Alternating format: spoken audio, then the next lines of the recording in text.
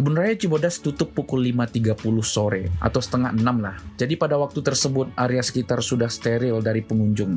Dan nanti bakal ada mobil yang dilengkapi dengan toa untuk meminta kita meninggalkan Kebun Raya Cibodas.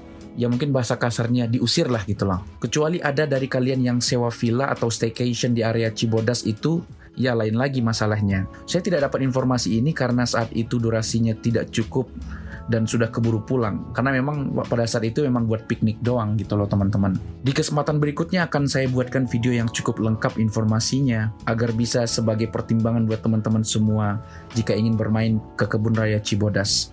Ya tentu diusahakan lah. Jadi, bagaimana menurut kalian? Ada keinginan untuk mampir dan piknik serta staycation di area Kebun Raya Cibodas? Sok atuh!